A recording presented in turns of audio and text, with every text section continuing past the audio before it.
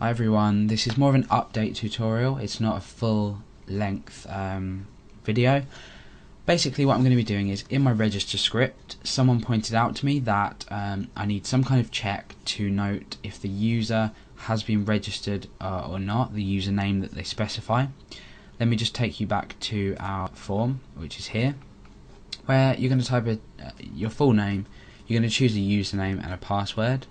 I've had these values in here before, so let's just get rid of them for now. But basically what we want is, when we're choosing a username, if say I was registering the username Alex inside our database, we can see here that a username already exists with Alex. So what we're doing is we're going to check for the existence of a username already. If the user name does exist, if the username does exist, we're not going to let the user register because we don't want a double username. As it stands at the moment, if I was to register here, let's just put BCA, so like a password in, and choose a username. The username Alex is already in the database.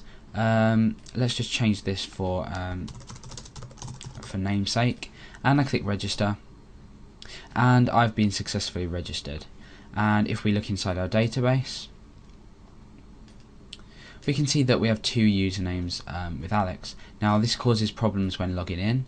The first occurrence of the name, so this one here, will be logged in. This one will be ignored. So this person really, in hindsight, will never be able to log into the database. So what we need to do, let's just delete this, is we need to create some kind of check to see if the username already exists. Now this is incredibly easy. There are more than one method of this. There is more than one method of doing it, but I'm going to go for the simplest probably, and it's really effective. So this is going to work. The first thing I want to do is take my my code to open my database, rather connect to my database, and selecting my database. I want to take this up to just where the submit button is checked. So what we've got is we're just connecting to the database inside here, and then under here I can start my code to check my username. Now bear in mind, you can put your check anywhere. For simplicity, I'm just going to shove it in here, and I'm going to kill the rest of the script if the user name has already been found. But you can put it anywhere. Bear in mind, if you are using a full-length page and it is your website, the die function is going to cut off the rest of the code, so I don't recommend using this. I recommend encasing what the checks that you already have inside an if statement, and not really to kill the script. But you will get the general idea of it here, and how to work what we're trying to do. So let me get on with it. What we need to do is we need to set up a query that specifies taking a record with a particular username. So I'm going to set up my name check query here. I'm going to give it a name check, the variable name name check, and this is going to be MySQL query. And I'm going to select, let's say, username for simplicity. This is not going to select all the bits of data like we'd get if we use an asterisk. It's going to take more time. So I'm selecting username from users, since that's our table name down here, and I'm going to say where username is equal to, and if we look up here, the username that the person submits to the form is in the variable name username, so we can just come down here and type in username. Now as it stands, if I were to say choose the name Alex, this would select every record in the database that has the name Alex. As we can see, there's one at the moment. Now if I was to specify, in this case with this only one record, if I were to specify the username as Dale, for example, no records will be returned. So therefore the username wouldn't exist if no records are returned. So we need a function to check how many records are returned, and you can do this. I'm going to create a count variable, and it is MySQL numRows, and it just returns the amount of records, or rows rather, that contain within your query, which we have called namecheck.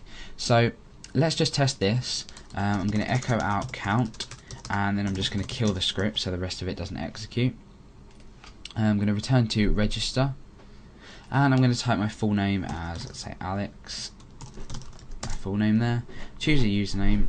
I'm going to choose Dale in here, and for the password I am just, well, at the moment the password isn't going to be checked because we've killed the script, so if I just put that in there for the sake of it, and I click register, we can see that we've got a value of 0 returned, because Dale isn't actually in the database with regards to the username. However, if I was to change this to Alex, that would be with a small a, because, well, in fact I think we've got no, we've stripped tags. The way to deal with case sensitivity as well, so this is another pointer, is when we're taking the username into account, what we're going to do is we're going to say str to lower, so str to lower, so just to make sure we're always converting to lowercase. And what we're going to do here is we are going to, let me just find it, click register, and we can see that value of 1 is returned. So really the check that we're looking for here, the if statement, is if this variable that we're echoing out at the moment is not equal to 0, then we need to tell the user that the username is already registered. So here what we can do is create a simple if statement and our block, and we can say if our count doesn't equal 0, meaning there is a record present under this condition where the username is already specified, then we can just kill the script and just say username already taken, or whatever you want to put. So coming back here to refresh, we can choose Alex, and let me say type in a password and click register. You can see that we've got a username already taken error.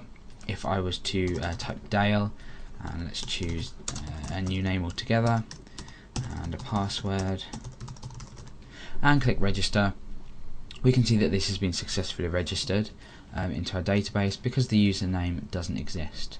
So I'm going to leave it at that. I don't want to go on too much more, but there you can see we've had our registered user in. Add in your str to lower function. This is a really useful thing to use to keep everything simple, or you could just use a str to lower function to do an if statement.